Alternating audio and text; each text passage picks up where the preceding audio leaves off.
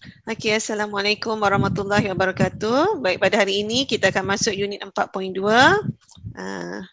So, kamu dah boleh bersedia dengan buku teks.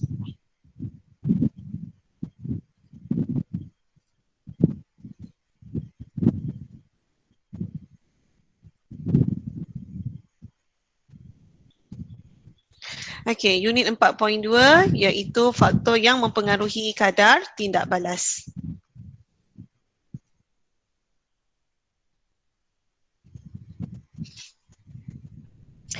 Jika ada siapa yang nampak ada kawan yang nak masuk tapi tak boleh masuk, nanti maklumkan pada cikgu.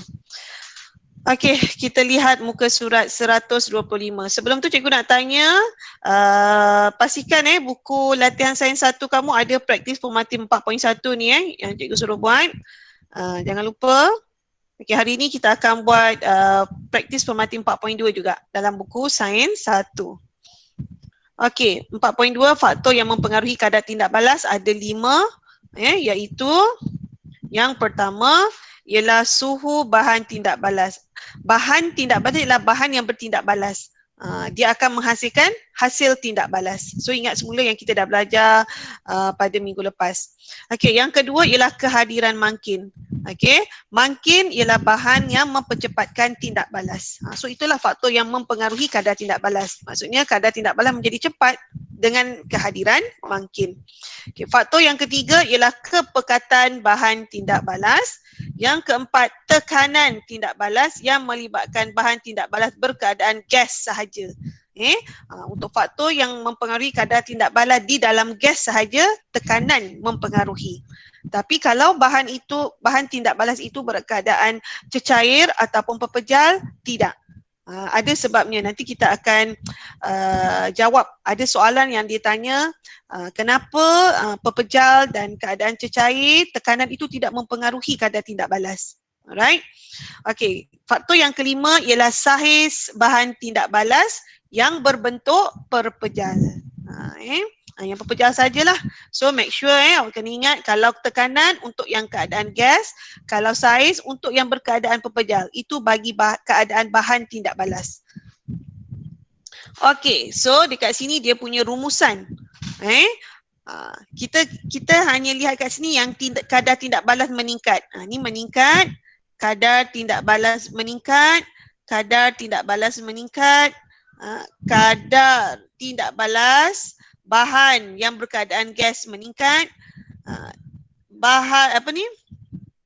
kadar tindak balas meningkat. Yang ni kita adalah yang semuanya meningkat lah, iaitu kadar tindak balas tu meningkat apabila yang pertama suhu bahan tindak balas meningkat.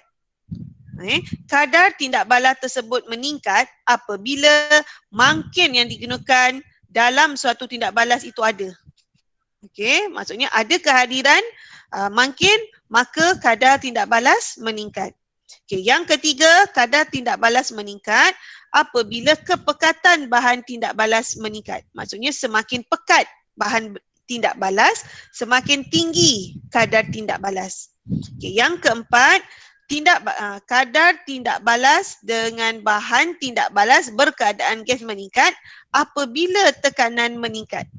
Maksudnya semakin tinggi tekanan, semakin tinggi kadar tindak balas bagi bahan yang berkeadaan gas. Okey, yang kelima, kadar tindak balas meningkat apabila saiz bahan tindak balas berbentuk pepejal berkurang. Maksudnya kat sini semakin kecil saiz bahan tindak balas, semakin tinggi kadar tindak balas. Ataupun semakin besar saiz bahan tindak balas, semakin kurang kadar tindak balas. So dia berlawanan. Kalau saiz bahan semakin kecil, tindak balas semakin meningkat. Kalau saiz bahan tu semakin besar, kadar tindak balas berkurang. So sampai sini faham 5 faktor yang mempengaruhi kadar tindak balas. So untuk membuktikan kelima-lima faktor ini, kita akan jalankan eksperimen. Iaitu kita lihat eksperimen 4.1. Iaitu untuk mengkaji kesan suhu bahan tindak balas terhadap kadar tindak balas. Jadi dekat sini dalam tujuan kita mesti ada PM dan juga PB. Apakah PM kita? Apa PM kita? Kita nak kaji tentang faktor apa? Itulah kita punya PM. So, kita nak kaji tentang faktor apa ni? Suhu bahan tindak balas. So, ini merupakan PM. Sebab kita nak kaji tentang faktor ni, kita jadikan faktor ini sebagai PM, iaitu suhu bahan tindak balas. Okey. Kita punya PB pula ialah kadar tindak balas. Ingat, PB ialah pemerhatian. PM ialah yang berbeza. So, ini adalah PB.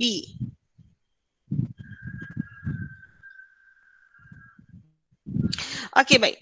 Pernyataan tindak balas juga mestilah mengandungi PM dan juga PB. So, PM kita ialah sama suhu bahan tindak balas. Kita punya PB ialah kadar tindak balas. Dan ingat, pernyataan masalah mesti diikuti. Di akhirnya mesti ada tanda soal. Tak ada tanda soal, pernyataan masalah tu salah. Ingat pelajar, dalam peperiksaan kamu kena rancang eksperimen. Sekiranya soalan ini keluar, inilah rancangan eksperimen yang perlu ada. Dia boleh tanya tentang tujuan, pernyataan masalah, hipotesis, pemboleh ubah dan seterusnya. Sekiranya soalan minta untuk kamu buat pernyataan masalah, sekiranya soalan minta untuk kamu buat pernyataan masalah, so kena ingat, mesti ada PM, mesti ada PB dan mesti ada pernyataan ni, simbol soalan, tanda soal. Kalau ni bagi bagaimana ni, wajib tulis. Tapi sekiranya tak tulis, tiba-tiba kamu letak hujung tanda soal, masih boleh terima. Contoh, dia akan bunyi macam inilah. Suhu bahan tindak balas mempengaruhi kadar tindak balas. Soalan kan tu. Itu pun dah dikira betul. Tapi cikgu tak nak awak buat macam tu. Pastikan kamu gunakan pernyataan soalan. Apakah, bagaimanakah, bilakah, contoh macam tu. Alright? Okey, baik. Kita pergi pada bahagian hipotesis. Hipotesis juga mesti mengandungi PM dan juga PB serta hubungan di antara PM dan juga PB. So, sama juga. PM kita ialah suhu tindak balas, PB kita ialah kadar tindak balas. Manakala, cikgu tulis ini ialah PM, ini ialah PB. Tadi cikgu kata dalam hipotesis ada 3 perkara. PM, PB dan hubungan. Betul tak? Jadi hubungannya ialah yang inilah. Semakin tinggi, semakin tinggi. Ini merupakan hubungan. Pernyataan yang akan menghubungkan di antara PM dan juga PB. Iaitu semakin tinggi suhu bahan tindak balas, semakin tinggi kadar tindak balas. Okey, maksud semakin tinggi suhu, maksudnya suhu semakin panas. Okey, baik, kita tengok pada bahagian pemboleh ubah. Sepatutnya pelajar, sebelum kita jawab rancangan eksperimen ini, kita dah tahu dekat tujuan, pernyataan masalah, hipotesis, mesti menggunakan PM dan juga PB. Maka, first kali yang perlu awak kenal pasti ialah pemboleh ubah, iaitu PM dan juga PB, kerana ianya diguna pakai daripada mula rancangan eksperimen sehinggalah ke bahagian penjadualan data. Semuanya menggunakan PM dan juga PB. Maka kamu kena kenal pasti PM dan PB dengan tepat. Kalau tidak, rancangan eksperimen kamu boleh jadi salah semuanya. So, sangat penting awak faham dan berjaya mengenal pasti PM dan PB yang betul. Okey, baik. PM. PM ialah yang berbeza. Apa yang berbeza dalam eksperimen? Yang diubah suai atau yang berbeza atau diubah suai. Kadang-kadang soalan pelajar dalam soalan dia akan tanya, apakah faktor yang diubah suai dalam eksperimen? Faktor yang diubah suai adalah PM. Okey. PB pula ialah yang diperhatikan ataupun dikenali sebagai pemerhatian. Iaitu yang kita nak perhatikan, iaitu keputusan eksperimen. Manakala PD ialah PM, PB dan PD. Okey, PD pula ialah faktor yang ditetapkan. Okey, faktor yang ditetapkan. Maksudnya faktor yang sama, yang tidak berubah, kekal saja. Itu adalah PD. So, pastikan kamu dapat bezakan di antara PM, PB dengan PD. Okey, baik. So, PM ialah suhu bahan tindak balas. Bahan yang bertindak balas dalam eksperimen ini ialah larutan natrium tiosulfat. Itulah dia bahan tindak balas. Okey, PB, pemerhatian yang kita nak perhatikan, yang kita nak tengok, yang kita nak ukur, yang kita nak baca ialah masa yang diambil untuk tanda X tidak kelihatan. Nanti kita tengok eksperimen ni macam mana. Okey, faktor yang ditetapkan ataupun yang sama ialah kepekatan dan isi padu larutan natrium tiosulfat. Kepekatan dan isi padu asid sulfurik. Sebenarnya nanti larutan natrium tiosulfat dan asid sulfurik akan dicampurkan. Itulah dia, kedua-dua itu merupakan bahan tindak balas. Okey, untuk saiz ni, saiz kelalangkun ni cikgu tak galakkan untuk awak gunakan. Pastikan PD awak elakkan daripada menggunakan radas makmal sebagai PD. Radas makmal dalam eksperimen ini adalah kelalangkun. Yang ini saiz ini merupakan parameter dia. Ingat pelajar, nak buat apa-apa pun PM, PB dan PD dia mesti ada parameter. Contoh PM, parameternya ialah suhu. Masa, PB-nya adalah masa. PD-nya adalah kepekatan dan juga isi padu. Itu adalah parameter. Parameter mesti ada. Jangan awak tulis larutan, awak tahu yang PD yang sama ialah tentang larutan natrium tiosulfat. Tapi awak tak nyatakan parameternya, kepekatan dia ke, isi padu dia ke, saiz dia ke, awak tak nyatakan. So itu dikira salah. So dia mesti ada parameter.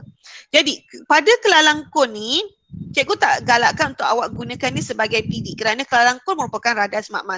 Saiz kelalangkun, jenis kelalangkun, bentuk kelalangkun, tak boleh. So yang ini awak cancelkan. Jangan gunakan dia sama sekali dalam PD. Okey? Baik, kita pergi pada senarai radas dan juga bahan. Okey, kita ada dua dekat sini. Satu bahan, satu radas. Apabila kamu jawab soalan peperiksaan, pastikan jangan diasingkan seperti ini. Jangan asingkan. Awak tulis bahan dan radas. Bermakna kenapa? Sebab apa? Kalau awak salah letak, contohnya sepatutnya larutan natrium tiosulfat 0.2 mol desimeter padu, okey, sepatutnya dia adalah bahan. Dia adalah bahan, tetapi kamu terletakkan dia pada bahagian radas. Jadi dia akan dikira salah. Jadi untuk selamat, awak gunakan hubungan dan kat sini. Bermakna awak letak kat situ semua sekali, maka tak ada satu pun yang akan dikira salah. Faham ni? Okey, so bahan yang kita gunakan adalah larutan natrium tiosulfat 0.2 mol desimeter padu. Ni. Apa ni? 0.2 mol desimeter padu ni. Ini merupakan kepekatan larutan natrium tiosulfat. Tadi kan kita punya PD ialah isi padu dan kepekatan. So kita kena nyatakanlah kepekatan dia. Okey. Okey, kemudian asid sulfurik 0.1 asid sulfurik 1 mol desimeter padu. Kepekatan dia maksudnya kepekatan ni adalah 1 mol. Dan kertas putih yang ditanda dengan X di bahagian tengah. Radas kelalangkun 250 cm padu, silinder penyukat 50 cm padu dan 10 cm padu. Jam randik, pastikan jam randik mesti ada sebab kita punya PB adalah masa.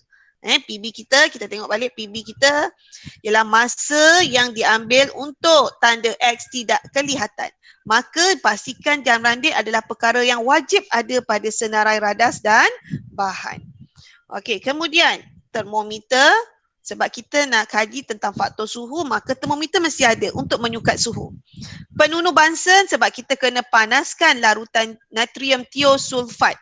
Sebab kita nak akan gunakan suhu larutan natrium thiosulfat yang berbeza. So kita kena ada penunuh Bunsen untuk panaskannya. Okey, tungku kaki 3 dan kasa dawai.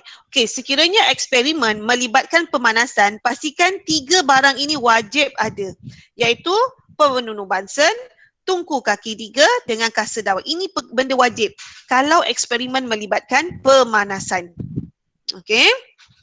Okey.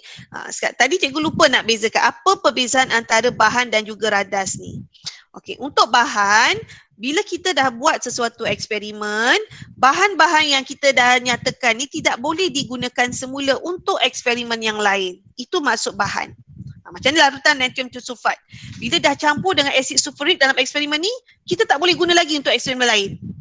Kemudian sama juga macam kertas putih yang ditanda dengan X. Dah guna eksperimen ni. Eksperimen ni kita nak guna kertas putih tu yang ada tanda X. Tak boleh. Itu dikira sebagai bahan. Okey, radas pula ialah sesuatu yang kita boleh guna berulang kali.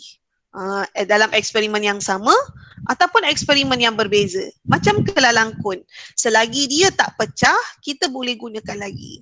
Begitu juga jam randik, termometer, penunuh Bunsen, semuanya kita boleh guna berulang kali. Sekiranya dia tidak rosak ataupun tidak pecah.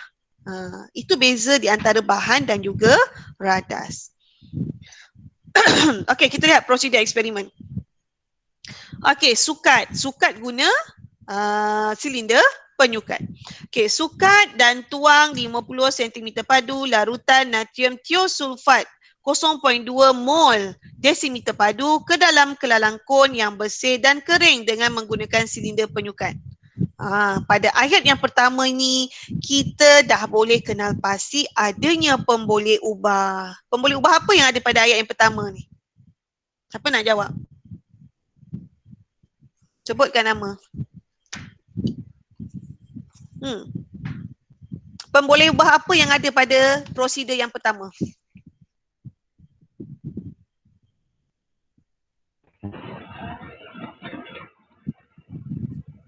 Pemboleh ubah apa?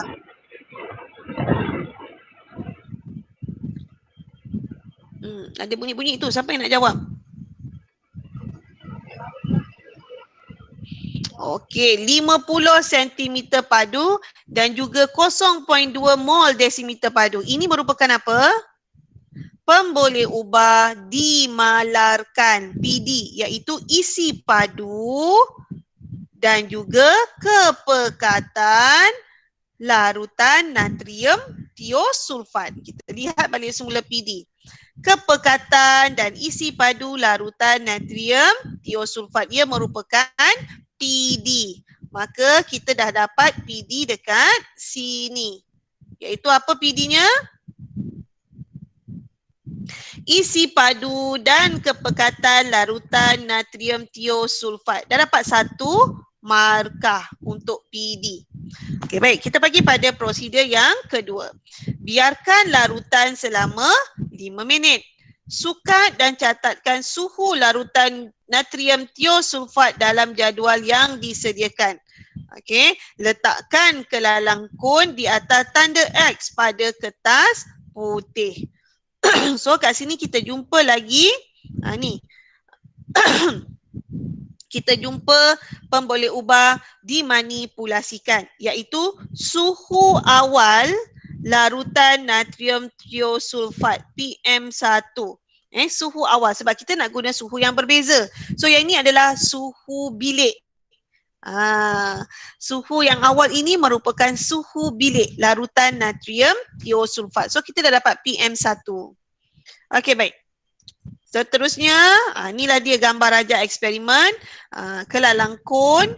Okey, di mana kat dalam ni adanya larutan natrium thiosulfat yang bersuhu bilik. Okey, yang kita letakkannya di atas kertas putih yang ditanda dengan X. Okey. Prosedur yang kelima. Sukat dan tuang 5 cm padu asid sulfurik 0.1 mol desimeter padu dengan cepatnya ke dalam larutan natrium tiosulfat dan mulakan jam randik secara serentak. So dekat sini kita dah dapat PD yang kedua, iaitu apa? Ni. Isi padu dan kepekatan asid sulfurik PD2. So, prosedur yang pertama tadi PD1, prosedur yang kelima PD2. Dalam peperiksaan untuk dapatkan markah 4 untuk bahagian prosedur, kamu mesti nyatakan sekurang-kurangnya 1 PD sahaja. Jadi kalau untuk prosedur yang kelima ni kamu tak nyatakan isi padu, contohnya 5 cm padu dengan kepekatan ni kamu tak nyatakan, kamu tetap dapat 1 markah, iaitu markah PD, di mana PD 1 pada ayat yang prosedur yang pertama. Faham tak belajar? PD ni hanya dikira 1 je. Tapi kalau awak letak lebih, dia tetap kira 1 juga. Okey, baik. Bila dah campur kedua-dua bahan tindak balas ni, bahan itu akan menjadi keruh. Maka kita akan nampak, perlahan-lahan, kejap ya. Ada dengar bunyi?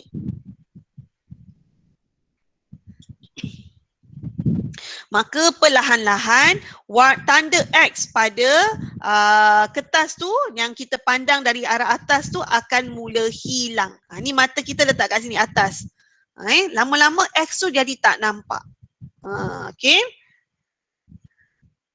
Okey, hentikan. Sebab tadi dalam masa yang sama kita mulakan jam randik sebab kita nak ambil masa yang diambil untuk tanda X ini tidak kelihatan lagi oleh mata kita. Sebab tu kita kena mulakan dengan jam randik.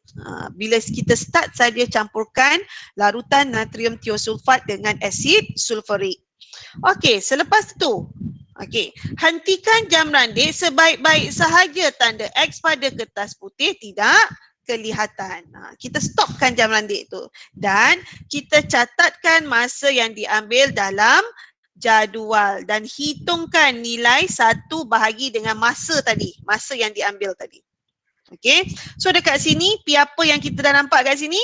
Kita nampak PB, iaitu catat masa yang diambil dalam jadual, iaitu masa yang diambil untuk tanda X tidak kelihatan.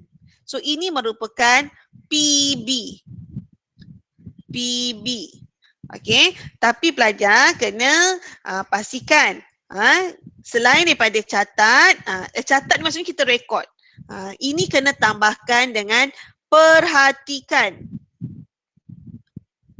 Sebenarnya untuk ayat PB kita mulakan dengan perhatikan dan rekodkan. Tapi kat sini dah ada catat. Rekod maksud dia adalah sama dengan catat. So boleh gunakan. Sama ada perhatikan dan rekodkan atau perhatikan dan catatkan. Okey. Okay, hitungkan masa 1 per masa dan masukkannya dalam jadual. Tadi ialah pada suhu apa? Pada suhu bilik. Ni PM1. Iaitu pada suhu bilik, suhu awal dia pada keadaan bilik. Okay, sekarang ni kita nak cari. Ingat pelajar, dalam prosedur pastikan kita kena ada nyatakan keempat-empat pemboleh ubah ni, iaitu PM1, PM2, PD dan PB. Sehingga daripada prosedur yang pertama sehingga prosedur yang keenam kita telah jumpa PM1, PD dan juga PB. Tapi PM2 belum lagi. Maka tak lengkaplah prosedur awak. Jadi kita lihat prosedur yang prosedur yang ke-9.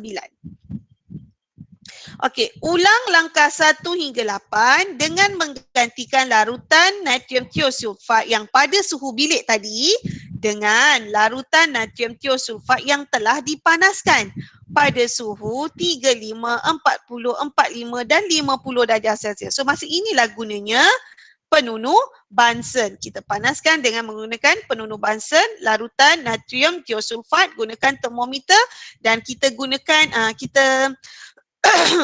kita pastikan kita setkan dia punya suhu 35 darjah Celsius. Kita ulang balik eksperimen tadi, iaitu yang pertama sekali kita buat apa? Tadi dah sukat apa semua kan. Dia kata ulang prosedur langkah 1 hingga 8. So mula daripada langkah 1 hingga 8. Tadi dah panaskan pada suhu 35 darjah Celsius, kita ambil 50 cm padu larutan natrium thiosulfat. Okey, kemudian kita biarkan 5 minit.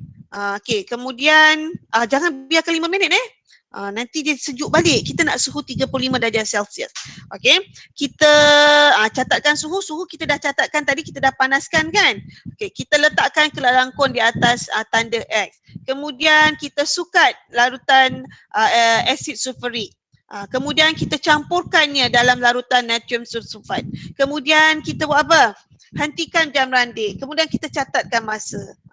Dah habis 35 darjah Celsius, kita buat 40 darjah Celsius. Panaskan lagi macam ni. Ulang lagi semula prosedur 1 hingga 8. Faham tak pelajar? Bermakna dekat sini kita ulang-ulang berapa kali? Yang pertama ialah pada suhu bilik. Kemudian kita natrium thiosulfat tadi pada 35 darjah Celsius, kemudian 40 darjah Celsius, 45 darjah Celsius dan 50 darjah Celsius. So maknanya kita akan buat 5 kali eksperimen ni dengan menggunakan suhu larutan natrium thiosulfat yang berbeza. Faham tak? Sebab kita nak kaji apakah kaitan suhu ni, suhu bahan tindak balas ini dengan kadar tindak balas. Kita nak tengok suhu mana nanti yang akan menghasilkan kadar tindak balas yang tinggi. Okey? Okey, sampai sini faham So dekat sini kita dah lengkap, dah ada PM1 dah ada, PM2 dah ada, PD dan PB pun ada. Tapi awak lihat kat sini dia ada berapa banyak PM? Ada banyak. PM tadi ada dah PM1, PM2, PM3, PM4, PM5. Betul tak? Sebab ada berapa? 2, 3, 4. Ada 5 suhu. Bermakna ada 5 PM. Tapi dalam peperiksaan nanti dia hanya akan berikan kamu 2 saja PM, iaitu sama ada ikutlah mana-mana yang dia nak. Soalan dia akan bagi. So, dia nak suhu berapa? Suhu bilik ke, suhu 40 dengan 45 ke, suhu bilik dengan 50 darjah Celsius ke, depend. Biasanya dia nak 2 sahaja. Biasanya lah. Tapi boleh jadi dia nak lebih. Okey, baik. Kita sambung. Okey, untuk bahagian keputusan. Bahagian keputusan ni dalam peperiksaan dia merupakan bahagian penjadualan data. Di mana dalam penjadualan data mesti ada dinyatakan PM, PM1, PM2, PB. Mesti ada keempat perkara ini. So kita tengok dalam jadual ni ada tak? Okey, kita lihat PM kita apa? Apa PM kita? Siapa yang nak jawab? Kejap cikgu nak ambil air, haus sekejap.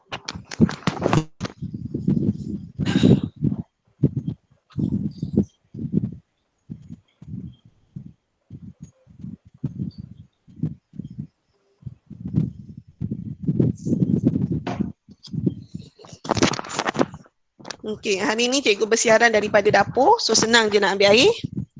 Okey, siapa nak jawab? Dalam jadual keputusan tu, ada tak dinyatakan tentang PM? Ada. Apa PM-nya?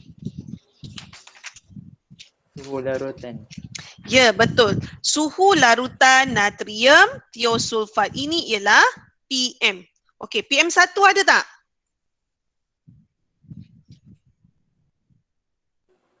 PM1 ada tak? Apa PM1 kita tadi? Suhu Tengok bilik. balik. Apa? Suhu bilik. Yes, suhu bilik PM1. Kemudian yang lain-lain ni adalah PM juga. PM2, PM3, PM4 dan PM5. Ingat pelajar, dalam peperiksaan dia hanya akan tanya dia akan hanya beri 2 PM saja. Bila buat eksperimen kita buatlah banyak-banyak. Okey, kemudian dia nak apa? Lagi satu yang berada ialah PB. So apa PB kita? PB ialah faktor yang diperhatikan, pemerhatian, keputusan. So apa PB kita? Masa apa? Masa yang diambil untuk tanda X tidak kelihatan S. Okey. Sekejap ya. Cikgu punya keyboard ni dah terkena air dah. Okey. Kita punya PB kita ialah kenapa dia jadi lari macam ni? Oh. Sekejap ya. Okey. Okey, kita punya PB ialah masa yang diambil untuk tanda X tidak kelihatan. So ini ialah PB. Dan jangan lupa, kalau dia melibatkan masa, mesti ada unit. So kena make sure. Asal yang ada melibatkan parameter yang ada unit, kena letakkan unit. Contohnya seperti masa, isi padu. Isi padu unitnya sentimeter padu. Masa unitnya saat. Panjang unitnya cm. Apa lagi? Luas sentimeter persegi. Suhu macam ni. Yang ni kita punya PM adalah suhu kan. So dia punya unit adalah darjah Celsius. So ingat, kalau dia melibatkan unit saja kena tulis unit. Okey baik. So dah lengkaplah jadual keputusan ataupun penjadualan data. Okey, macam mana pula dengan satu per masa ni? Ini ialah apa? Ini adalah cara untuk kita mengira kadar tindak balas. Sebab kita nak tengok kadar tindak balas manakah yang paling tinggi. Okey, sampai sini faham tau? Okey, dalam peperiksaan untuk bahagian yang ini, bahagian yang ini biarkan dia kosong. Tak perlu letak apa-apa. Tapi bila kita buat laporan eksperimen, mesti ada data. Tapi kalau dalam peperiksaan, hanya rancangan eksperimen, tak perlu data. Sebab dalam masa peperiksaan, awak tak buat eksperimen pun. Awak hanya rancangkan eksperimen. Maksudnya awak belum buatlah eksperimen tu. Okay, walaupun kita dah buat semasa dalam kelas. Okey, bahagian analisis data, kita lukiskan graf yang berikut iaitu graf suhu melawan masa dan B graf suhu melawan satu per masa. Yang ini nanti kita boleh tengok dalam buku SPS. So sekarang buka buku SPS, eksperimen wajib, muka surat, kejap ya.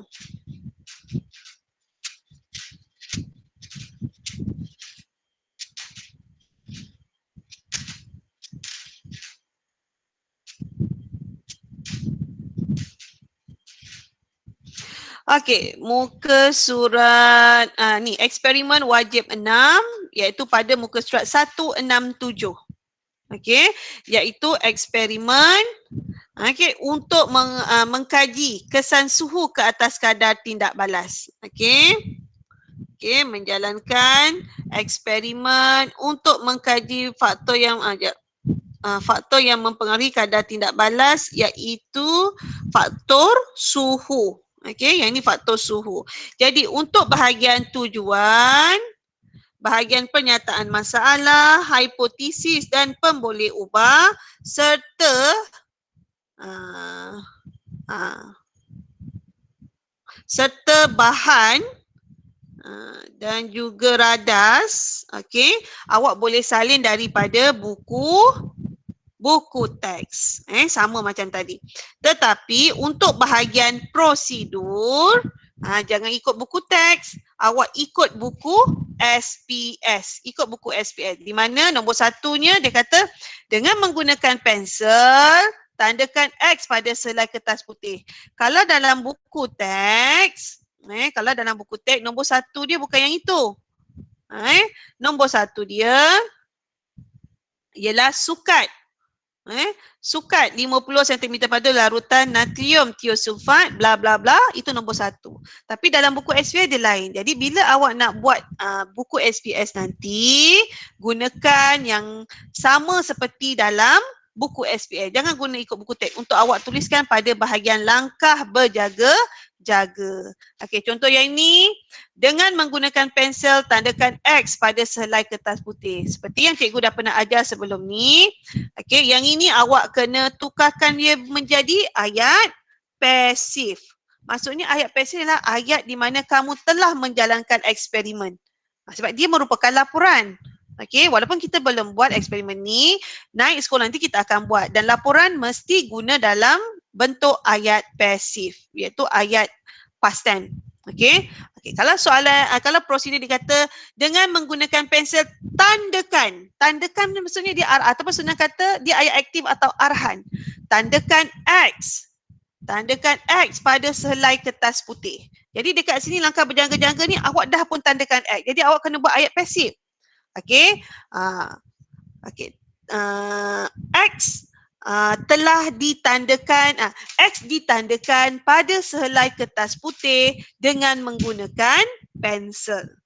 Okay, cikgu bagi contoh ayat yang kedua. Okey, dia kata dengan menggunakan silinder penyukat 50 ml dan sukat dan tuangkan 50 cm padu larutan natrium tiosulfat 0.2 mol desimeter padu ke dalam kelalang kon yang diletakkan di atas kertas putih yang bertanda X. Bila kita nak buat ayat pasif, dia akan jadi macam mana? Okey, 50 cm padu larutan natrium tiosulfat 0.2 mol desimeter padu disukat dengan menggunakan silinder penyukat 50 meter dan dituangkan ke dalam kelalang kon yang diletakkan di atas kertas putih yang bertanda X. Dia ada D, banyak D. Maksudnya dia past tense, telah berlaku, telah dilakukan. Okey, cikgu ulang.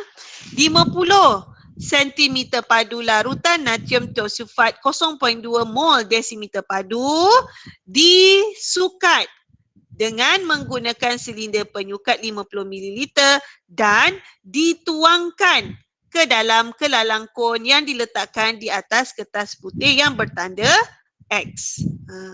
Okey, kita bagi contoh yang ketiga, yang ketiga. Okey, ayat arahan, ayat aktif. Rekod suhu larutan natrium tiosulfat. Bila jadi ayat pasif, dia akan jadi macam mana? Suhu larutan natrium tiosulfat direkodkan. Okey, cikgu bagi 3 contoh saja. Ni nanti awak buat sendiri. Buatkannya pada bahagian langkah berjaga-jaga. Langkah-langkah.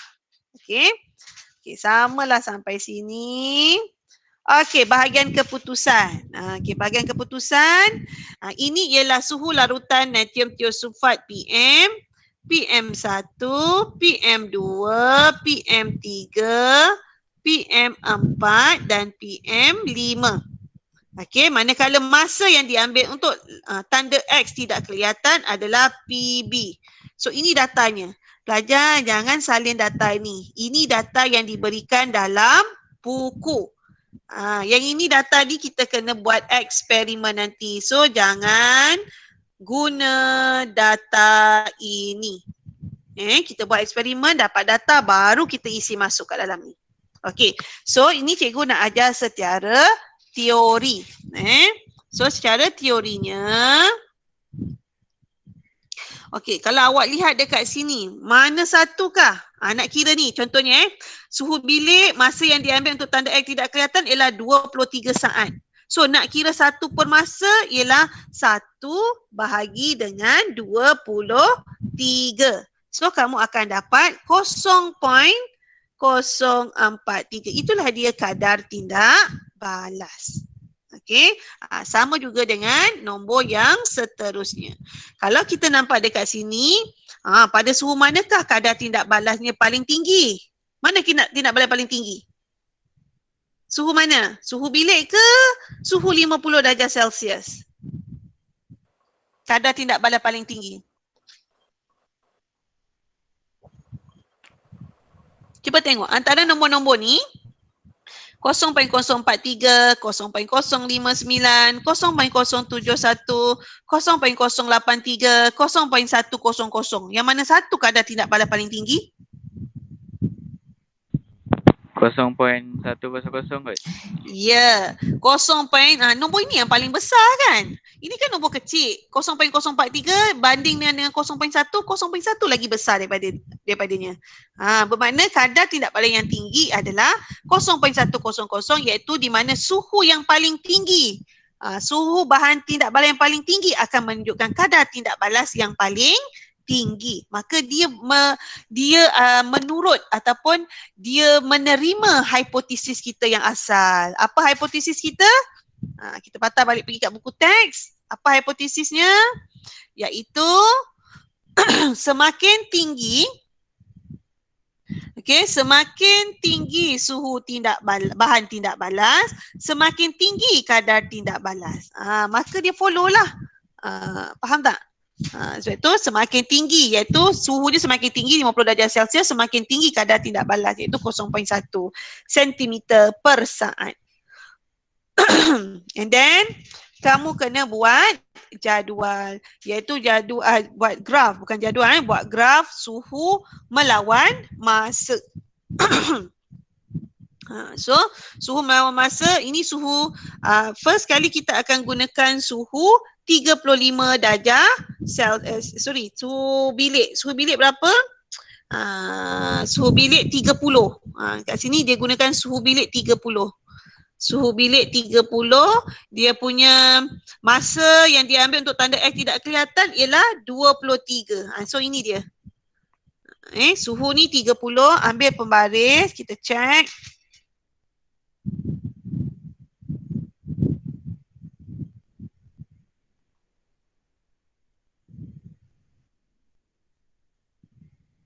Itu suhu 30.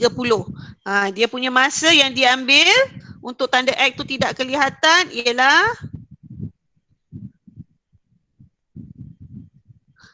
susah nak pakai pembaris ni. Okey. Okey, suhunya berapa dekat situ? 23. Okey, baik. Pelajar, ada last time ada di antara kamu yang mesej cikgu tentang topik minggu lepas yang kita nak kira ni, julat ni. Nak kira satu petak kecil ni nilainya berapa. Caranya mudah dia pelajar. So awak lihat daripada 20 hingga 25 ni, 20 hingga 25 ni, dia punya nilai dia berapa? 5 kan? So 5. Tapi di kat sini ada berapa petak kecil? Ada 10. So nak tahu satu petak kecil ni nilainya berapa? 5 tadi tu bahagikan dengan 10. So kamu akan dapat 0.5. Jadi satu petak kecil ni nilainya adalah 0.5. Okey? Macam ini pula julat dia. 0 hingga 10. Ada berapa petak kecil ni? Ada 5. Maka setiap satu petak kecil, ni 10. 10 bahagi dengan 5. Dapat berapa? 2. Jadi satu petak kecil ni nilainya 2 darjah Celsius. Faham Macam mana nak kira dia punya nilai bagi satu petak kecil. Okey dah. So ini settle Kemudian suhu berapa? Suhu 35, 17. So kita check betul tak? Kita nak ambil yang 50 lah. Okey, suhu 50, dia punya masa yang diambil untuk tanda X tidak kelihatan ialah 10. So ambil pembaris, kita check suhu 50. So ini suhu 50. Okey, kemudian dia punya ni berapa tadi? 10. Masa yang diambil untuk tanda X tidak kelihatan ialah 10. Tengok, betul tak? Betul. Suhu 10, 50 darjah Celsius. 30 darjah Celsius, suhunya 23. Okey, so kena buat graf macam tu lah. Tapi yang graf ni hanya akan boleh kita buat apabila kita menjalankan eksperimen nanti. Okey, yang ini pula adalah graf suhu melawan satu per masa. Ni suhu satu per masa. Okey, so kita check, ambil pembaris, suhu, kita ambil suhu yang paling rendah dengan suhu yang paling tinggi. Paling rendah adalah suhu bilik, iaitu 30 darjah Celsius.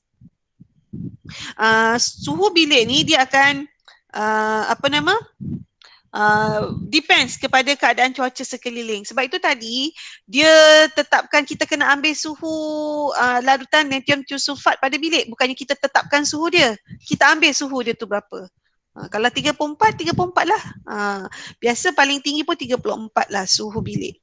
Okey, so kita gariskan. Ini suhu 30 darjah Celsius, dia punya dia punya satu permasa ataupun satu permasa ini dikenali sebagai kadar tindak balas. Ingat, kadar tindak balas dia mesti perkan dengan masa, satu permasa.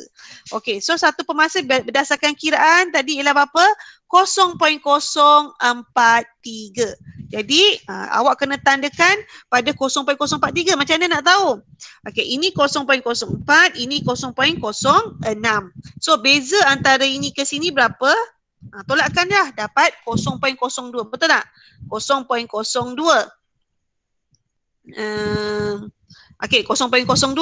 Berapa nilai bagi satu petak kecil? Petak kecil ada 10. 1, 2, 3, 4, 5, 6, 7, 8, 9, 10. So ada 10 petak kecil, bermakna setiap satu petak nilainya 0.02 bahagikan dengan 10. 0.02 bahagikan dengan 10. So dapat berapa? 0.00 berapa?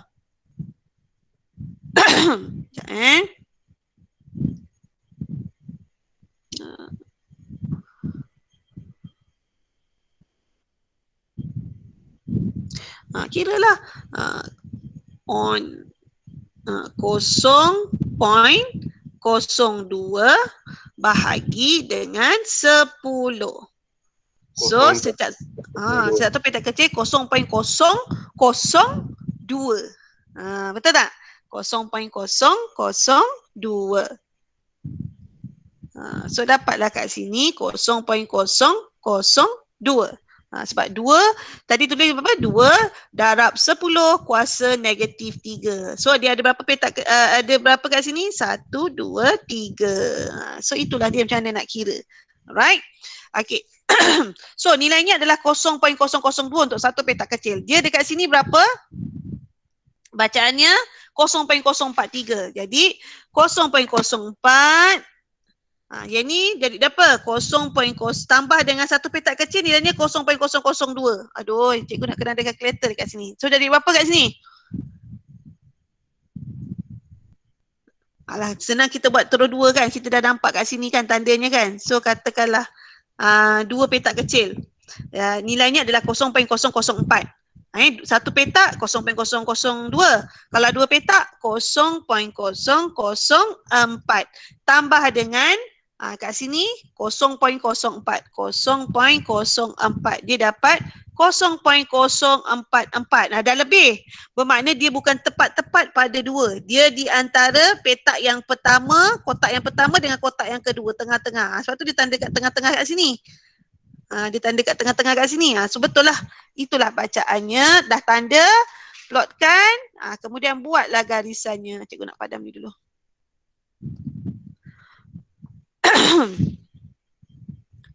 Kotaknya di antara petak yang ni cikgu ajar macam mana nak buat graf.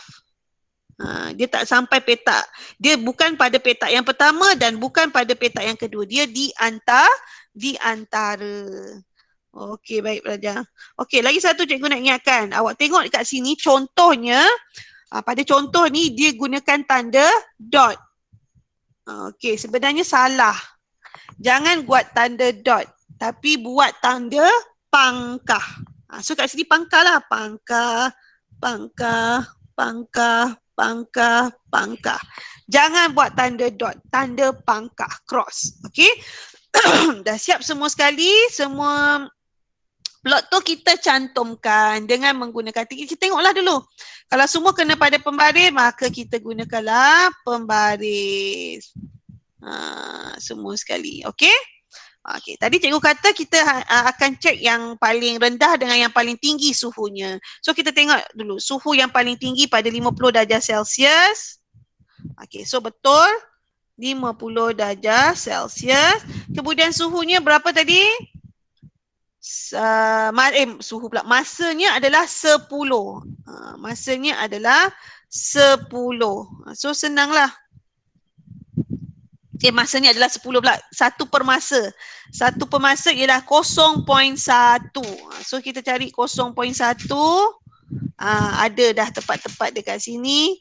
0.1. So maknanya tepatlah. graf ini betul berdasarkan jadual yang awak dah buat. 0.10. Tapi nanti jangan buat dulu graf ni. Sebab kita nak dapatkan graf ni berdasarkan data dalam jadual. Data dalam jadual ni kita hanya akan dapat setelah melakukan eksperimen. Jadi janganlah buat dulu graf ni. Ataupun jangan buat dulu data yang ada kat dalam jadual ni. Semua ni jangan dibuat dulu. Okey? Okay, baik. Kita pergi pada soalan yang pertama. Yang ni kerja awak untuk jawab. So, apakah faktor yang mempengaruhi kadar tindak balas dalam eksperimen ni? Faktor apa yang kita nak kaji ni? Faktor yang mempengaruhi kadar tindak balas. Apa faktornya? Terconteng pula. Apa faktornya? Faktor apa dalam eksperimen ni? Kita kaji tentang faktor suhu bahan tindak balas. Okey, bagaimanakah faktor di soalan 1 mempengaruhi kadar tindak balas? Macam mana faktor suhu ni mempengaruhi kadar tindak balas? Awak buatlah ayat hipotesis. Semakin tinggi suhu bahan tindak balas, semakin tinggi kadar tindak balas. Itulah cara dia macam mana kita nak buat soalan yang kedua.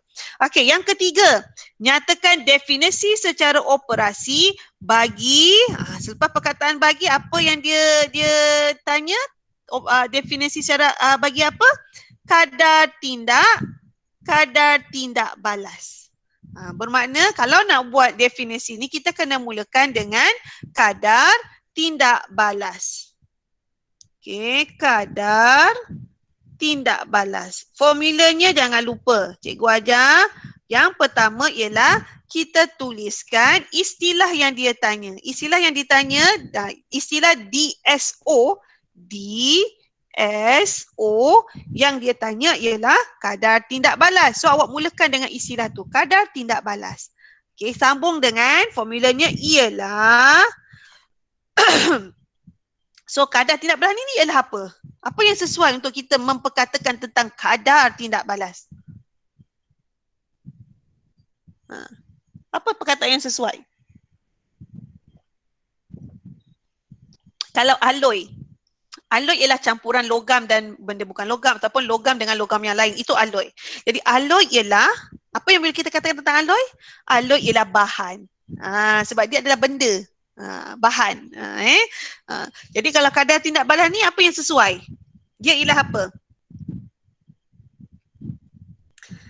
Kadar.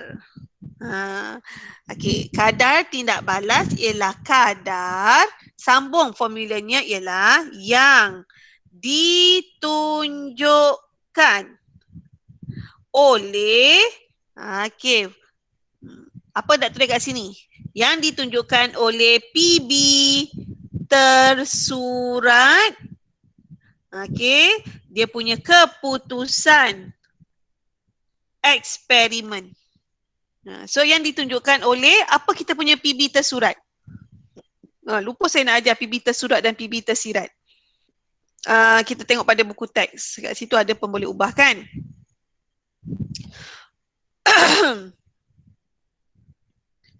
Okey. Mana? Okey, so dekat sini. PB tersurat ialah masa yang diambil, dah terconteng. Okey, kita padam dulu. Masa yang diambil untuk tanda X tidak kelihatan.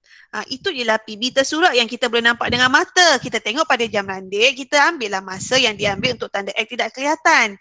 PB tersirat kita merupakan kadar tindak balas. Sebab apa? Dari masa tu kita boleh kira kadar tindak balas dengan menggunakan formula 1 per masa. Yang ni formula untuk cari kadar tindak balas.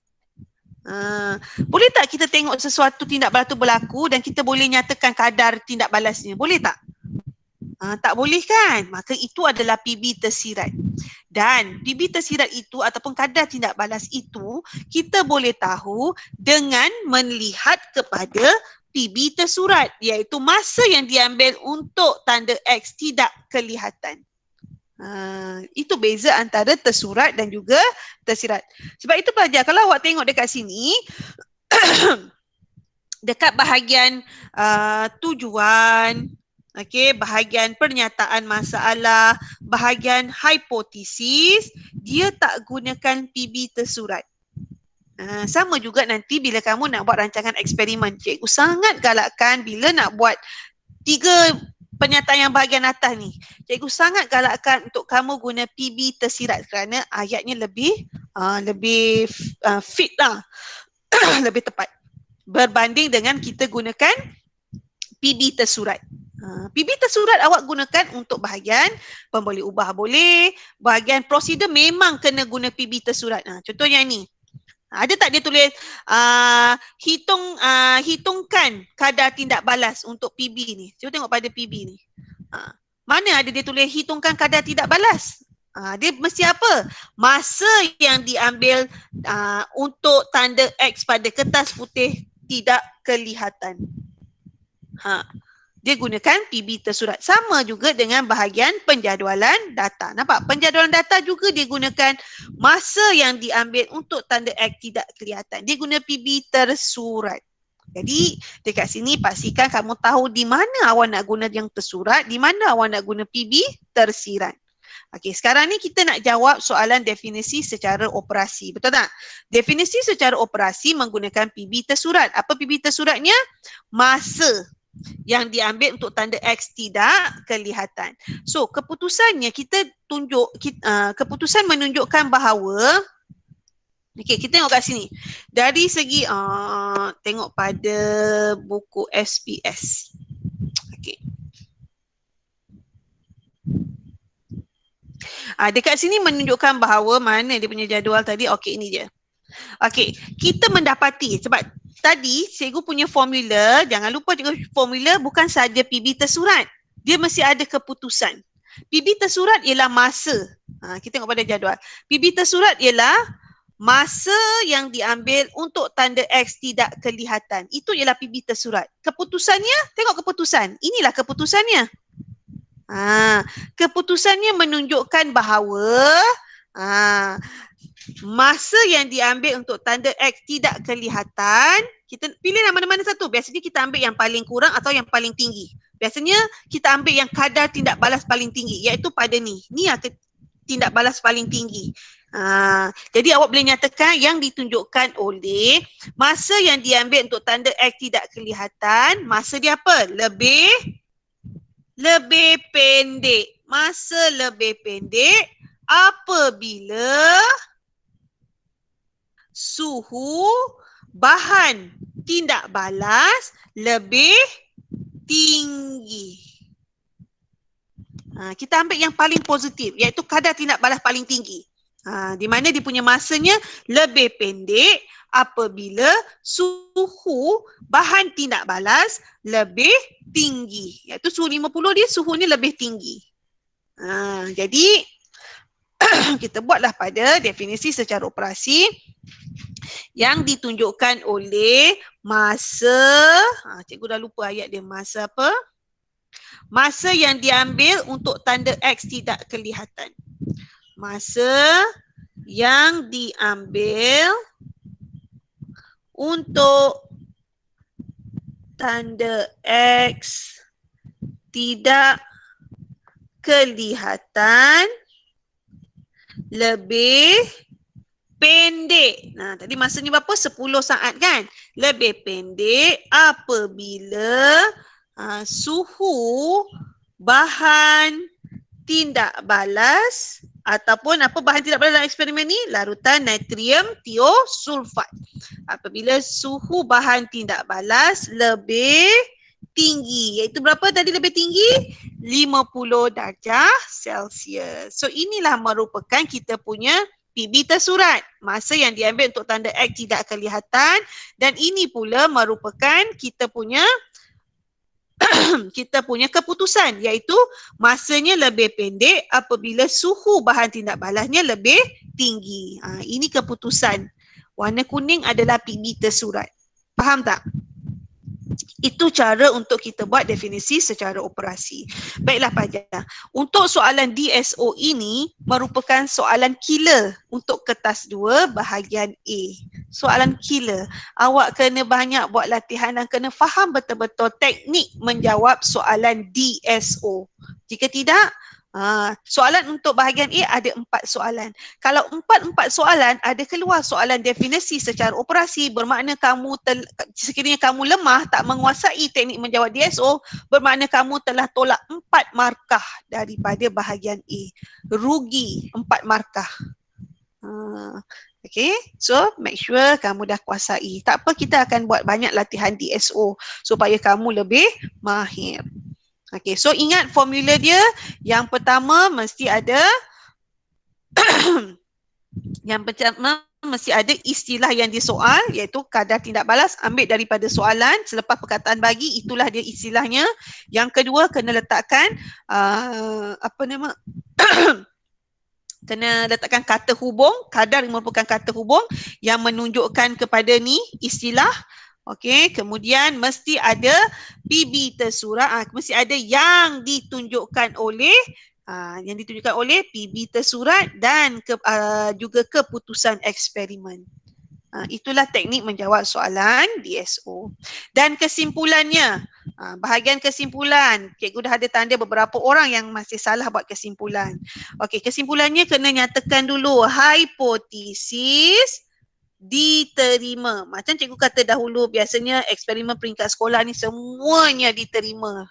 Teorinya semua, hipotesis yang teori tu semua diterima. Memang betul, tak ada yang tak diterima. Biasa macam tu. So awak tulis je lah hipotesis diterima. Ingat yang ni ada markah sebenarnya. Apa yang cikgu tunjukkan ni semua memberikan kamu markah untuk PK Sains. Okey, selepas tulis hipotesis diterima, barulah awak tulis semula hipotesis. Okey, apa hipotesisnya? Tengok pada buku teks, sebab dalam buku SPS tak ada hipotesis kan? Kita ikut yang inilah. Iaitu dia kata apa? Semakin tinggi. Aduh, terconteng lagi. Kita ambil yang ni. Semakin tinggi suhu bahan tindak balas, semakin tinggi kadar tindak balas. So tuliskan. Nanti cikgu lupa. Boleh tak seorang bacakan nanti? Siapa yang ada buku teks tolong bacakan pada cikgu. Cikgu takut nanti tak sama. Semakin tinggi. Salah. Okey. Okey, tolong baca. Semakin tinggi suhu tindak balas. Tolong sambung. Siapa boleh sambung? Semakin tinggi suhu tindak balas. Semakin tinggi kadar tindak balas. Semakin tinggi kadar tindak balas. Okey, barulah lengkap awak punya laporan eksperimen. Tapi sebenarnya belum lengkap lagi. Sebab apa? Tak ada lagi bahagian. Ni. Bahagian ni awak jangan buat dulu. Ini jangan buat dulu. Dan juga begitu juga dengan graf. Tak boleh buat dulu. Kita belajar ini secara teori. Tapi biasanya teori ni dah betul. Cuma data je tak akan samalah. Okey, faham Okey, sekarang kita lihat patah balik buku teks. Iaitu kita nak lihat dah pukul 2 lebih dah sayang. Kita ada 5 faktor kan. Sebenarnya eksperimen ni ada 4 yang kita kena buat. Satu eksperimen kita tak kena buat. Jadi macam mana Okey, eksperimen yang kedua untuk mengkaji kesan kepekatan. So PM kita punya bolehlah guna ni. Kita punya PM kita ialah kepekatan bahan tindak balas. PB kita guna PB tersirat, kadar tindak balas. Penyataan masalah, bagaimanakah kepekatan bahan tindak balas mempengaruhi kadar tindak balas, PM dan juga PB. Hipotesis, semakin tinggi kepekatan bahan tindak balas, semakin tinggi kadar tindak balas. Nampak tu semua ada PM dan juga PB. Dia guna PM dan PB tersirat. Okey, PM kita nak kaji tentang kepekatan, maka PM kita adalah kepekatan. Okey, PB kita masih sama lagi. Macam eksperimen 4.1. Masa yang diambil untuk tanda X tidak kelihatan. Okey, yang dimalarkan masih sama juga. Isi padu natrium tiosulfat. Isi padu, yang ni kita tak boleh tulis isi padu larutan natrium, isi padu dan kepekatan larutan natrium tiosulfat. Tak boleh, sebab apa? Kepekatan kita dah gunakan dia sebagai PM. So jangan tulis kat sini ada isi padu dan kepekatan, berbeza dengan eksperimen yang pertama tadi. Faham So kita gunakan isi padu sahaja sebagai kita punya PD. Okey, kepekatan dan isi padu asid sulfurik. Kepekatan dan isi padu asid sulfurik boleh kita guna kepekatan dan isi padu. Okey, dan juga saiz kelalangkum macam biasa cikgu tak nak awak gunakan. Dan eksperimen ni sama sahaja. Yang bezanya ialah kita gantikan kita punya PM1 dengan kepekatan. Yang lain semua sama. So yang ini 50 cm padu natrium, larutan natrium tiosulfat. Yang kat sini. Yang ini merupakan kita punya PD, isi padu dia. Manakala yang ini 0.2 mol desimeter padu ni merupakan PM1. Sebab kita gunakan kepekatan yang berbeza. Okey, yang lain semua sama. Ini ada 5 cm padu asid sulfurik, 1,5. Ini adalah PD lagi. Ini adalah PD lagi. Okey, kemudian apa lagi? Okey. Kemudian catat masa yang diambil dalam jadual, masa apa? Masa untuk tanda X pada kertas putih tidak kelihatan. So itu adalah kita punya PB tersurat. Kemudian kita punya PM yang dah ada ialah PM1, PD dan juga PB. PM2 tak ada kan? So dia kata prosedur yang ketujuh, ulang langkah 1 hingga 6 dengan menggunakan larutan natrium tiosulfat 0.2 mol desimeter padu dengan larutan natrium tiosulfat yang mempunyai kepekatan berlainan. Seperti yang ditunjukkan dalam jadual. Cuba tengok ni. First tadi PM1 kita guna 0.2 mol desimeter padu. Mol desimeter padu. Ingat ini kita punya PM kita. So ini adalah PM1. So ini adalah PM2, PM3, PM4, PM5. Dia tak nyatakan dekat sini, sebenarnya boleh.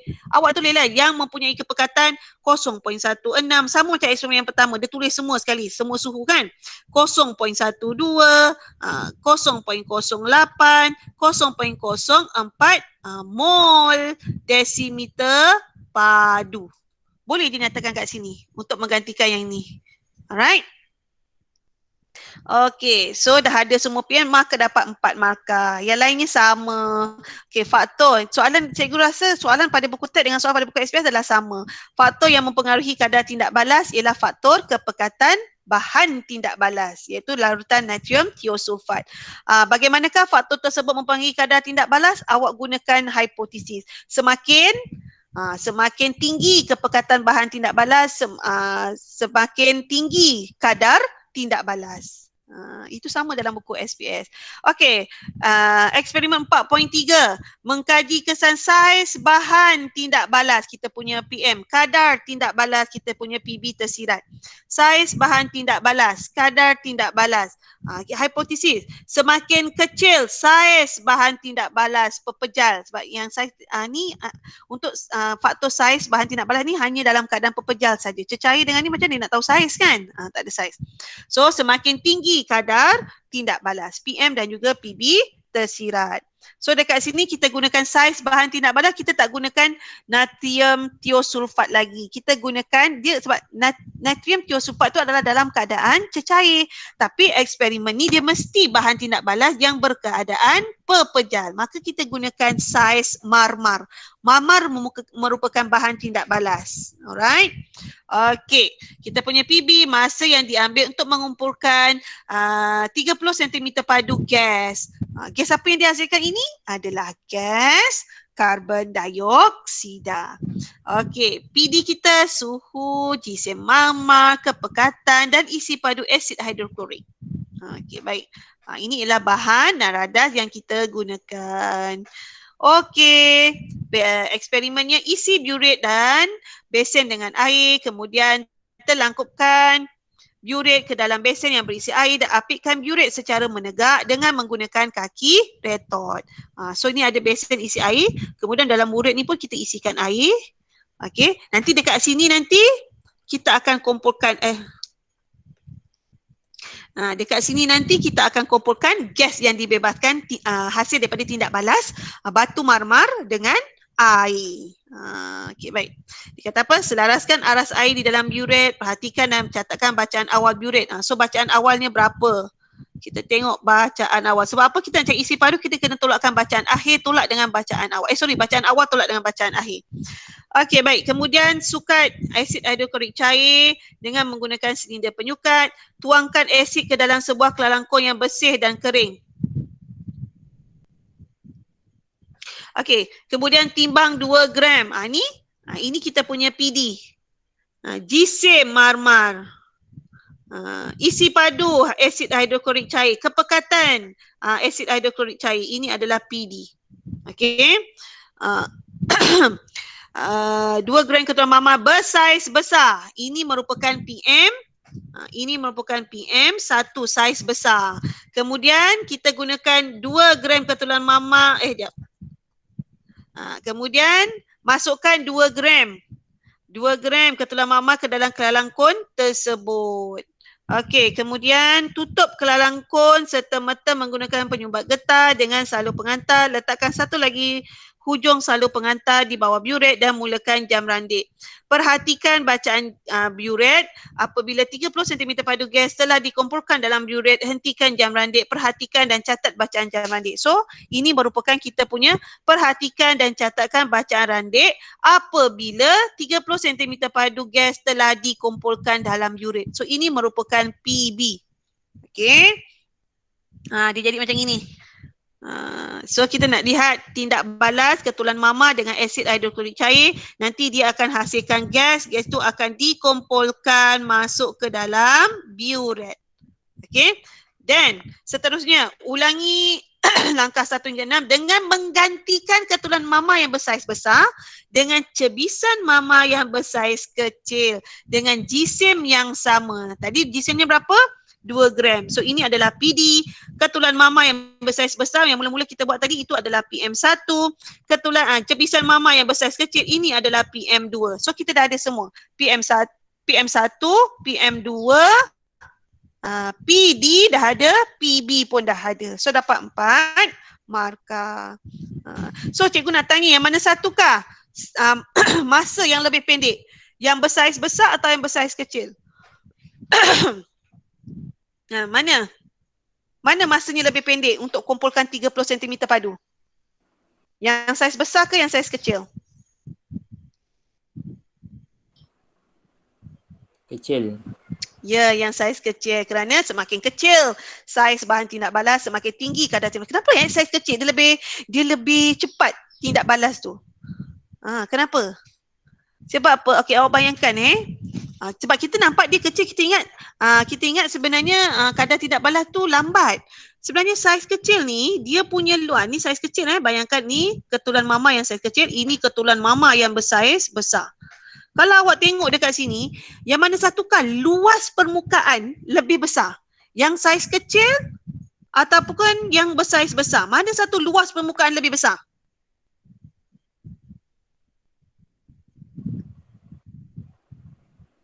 Mana satu luas permukaan yang paling besar? Yang saiz kecil ke yang saiz besar? Besar. Saiz kecil, luas permukaan dia lebih besar. Bila luas permukaan lebih besar, maka kadar tindak balas dia lebih cepat, lebih tinggi. Tengok, bayangkanlah satu yang bersaiz besar ni, dia dibentuk daripada katakanlah ni 5, 2, 3, 4, 5. 5 cebisan ketulan marmar yang bersaiz kecil. Dalam keadaan yang besar ni, awak tengok luas permukaan dia macam ni je. Ini dia luas permukaan dia. Pakai pen lain. Ini dia luas permukaan dia.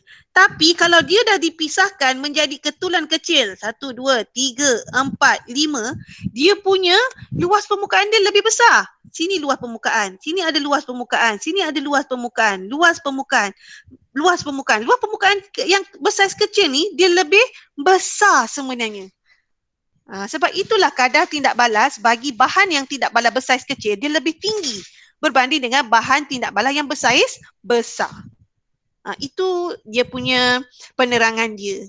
Sebab kadang-kadang kita nampak yang saiz kecil ni, kita nampak luar permukaan dia sikit sebenarnya. Sebenarnya yang bersaiz kecil ni lah luar permukaannya lebih besar berbanding yang luas berbanding dengan saiz yang besar. Alright. So macam mana nak jawab soalan ni? Bagaimanakah saiz mama mempengaruhi kadar tindak balas? Ikut ayat hipotesis. Okey, baik. 4.4, kesan kehadiran mangkin terhadap kadar tindak balas.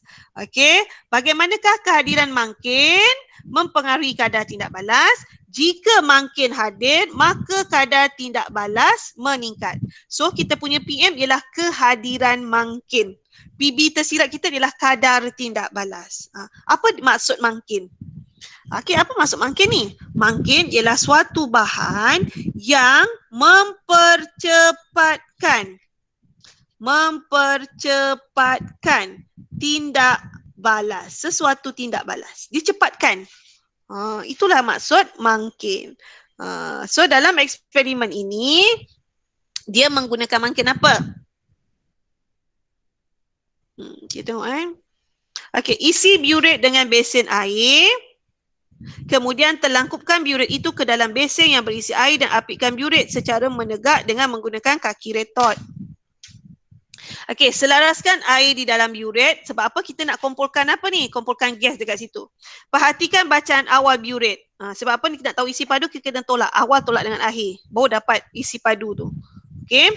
Okey, baik. Sebab kita nak kumpulkan sebanyak 30 cm padu gas. Lepas tu kita stopkan jam randik. Okey, kemudian sukat 40 cm padu asid hidroklorik cair 0.1 mol desimeter padu dengan menggunakan silinder penyukat dan tuangkan asid itu ke dalam sebuah kelangkung yang bersih dan kering. So dekat sini 50 isi padu asid hidroklorik dan kepekatan asid hidroklorik merupakan kita punya PD. Okey. Timbang 2 gram ketulang zinc bersaiz kecil dengan menggunakan neraca elektronik. Kemudian masukkan ketulang zinc ke dalam kelalangkun tersebut. Tutup kelalangkun serta-merta menggunakan penyumbat getah dengan salur penghantar. Letakkan satu hujung salur penghantar di bawah biuret dan mulakan jam randik. So ini jam randik dimulakan. Ketulang zinc sebanyak berapa tadi? 2 gram. 2 gram ketulang zinc, kemudian asid hidroklorik 40 cm padu, kepekatan 0.1 mol desimeter padu. Okey. Perhatikan bacaan biuret. Apabila 30 cm padu gas telah dikumpulkan dalam biuret, hentikan jam randik dan catat bacaan jam randik. Kemudian kita ulang. Langkah 1 hingga 6 dengan menggantikan 40 cm padu asid hidroklorik cair 0.1 mol desimeter padu dengan campuran 40 cm padu asid hidroklorik cair 0.1 mol desimeter padu dan 5 cm padu larutan kuprum sulfat. Nampak tak beza? Yang ini tadi yang kali pertama ni ada tak ditambahkan dengan larutan kuprum sulfat? Tak ada kan? Nampak? Dia hanya ketulang zinc dengan asid hidroklorik cair. Tapi kali kedua ni, asid hidroklorik cair campur dengan larutan kuprum sulfat dan juga ketulang zinc. Bermakna dekat sini, larutan kuprum sulfat ini merupakan kita punya mangkin yang mempercepatkan tindak balas. So kita nak tengok masa mana yang lebih pendek. Kalau masa yang lebih pendek untuk kumpulkan 30 cm padu gas yang dibebaskan ini, bermakna itu kadar tindak balas yang paling tinggi dan itulah membuktikan bahawa kehadiran mangkin mempercepatkan kadar tindak balas. So dah nampak dah kita punya PM. Yang ini ada larutan kuprum 2 sulfat, PM2. Bateri habis. Sekejap ya.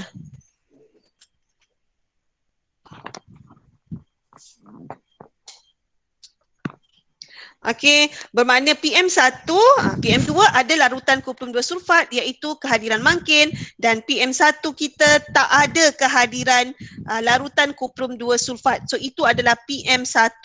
Tak nampak pada ayat Dalam ayat dia tak nyatakan tanpa meletakkan larutan kuprum 2 sulfat, tak payah.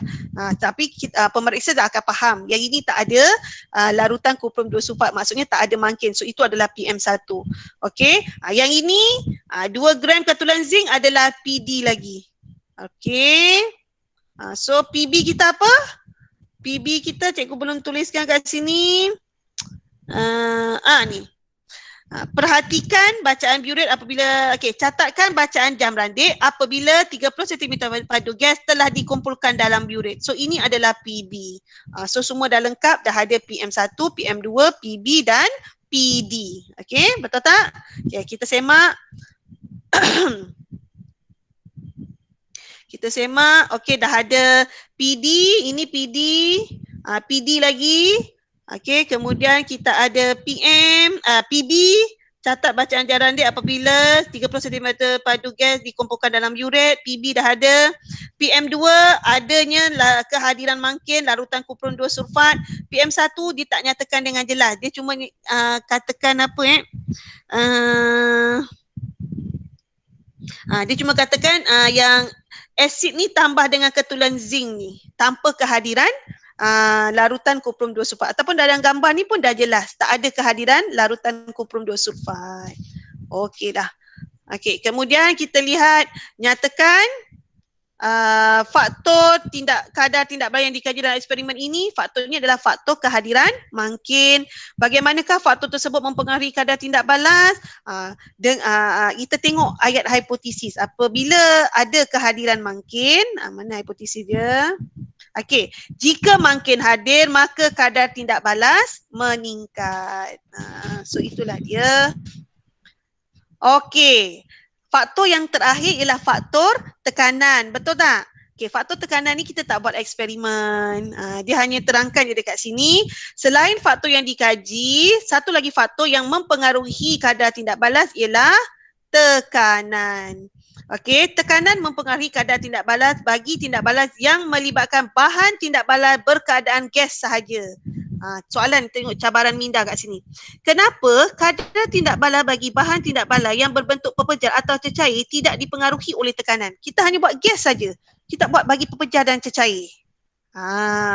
Penerangannya, hal ini kerana sifat pepejal tidak dapat dimampatkan sebab tekanan akan bagaimana faktor tekanan mempengaruhi kadar tidak balas? Apabila sesuatu zarah itu dimampatkan. Bila ada kehadiran tekanan, zarah akan dimampatkan. Bila darah dah dimampatkan, maka kadar tindak balas akan meningkat. Tapi pepejal mana boleh mampat lagi sebab dia memang dah mampat. Okey, ini adalah dulu awak dah belajar kan? Kalau pepejal, ini struktur zarah-zarah dalam pepejal. Zarah dalam pepejal dalam keadaan yang rapat-rapat macam ni. Macam mana nak mampat lagi? Dia dah mampat dah. Cecair pula.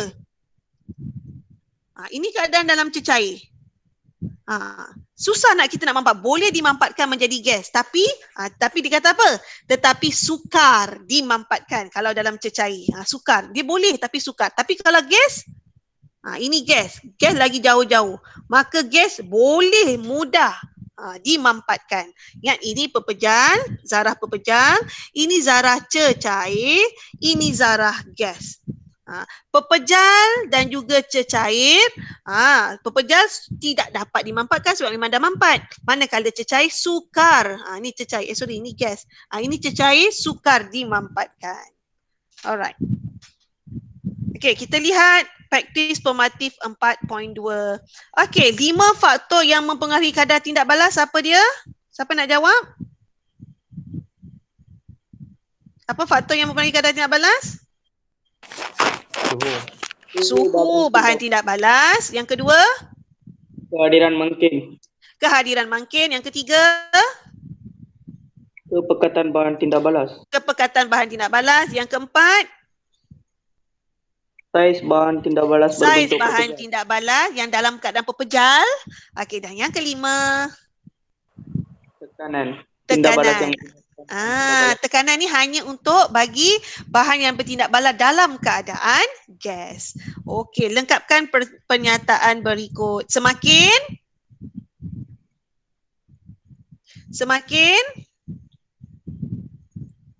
Meningkat. Semakin tinggi ataupun semakin meningkat. Bolehlah meningkat boleh, tinggi boleh. Semakin tinggi suhu bahan tindak balas, semakin tinggi kadar tindak balas. Yang kedua, semakin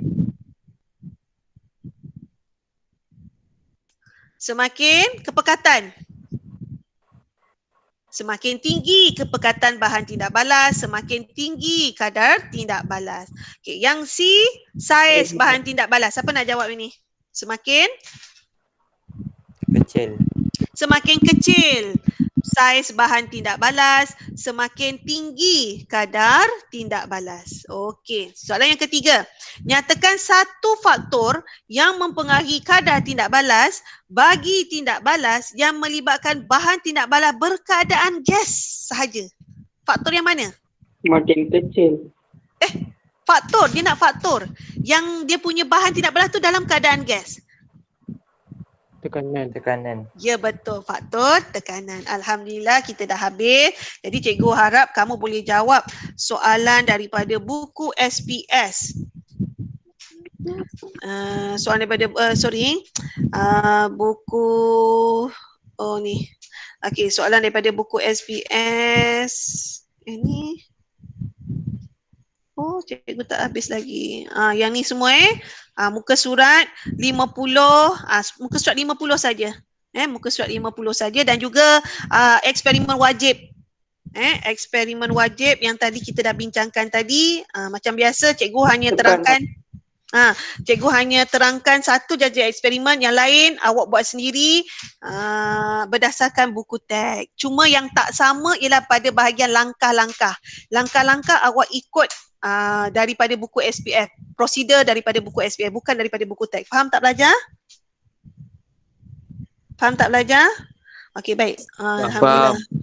Kita dah ingat bagi kelas Citrin minggu ini hantar buku SPF, jadi pastikan awak lengkap buku SPF, mana-mana yang cikgu dah ajar awak kena lengkapkan. Tak tahu awak tanya. Okey, kita berhenti. Okey, terima kasih pelajar. Okey, bye-bye. Assalamualaikum warahmatullahi wabarakatuh. Terima kasih cikgu. Terima kasih, Cikgu. Sama.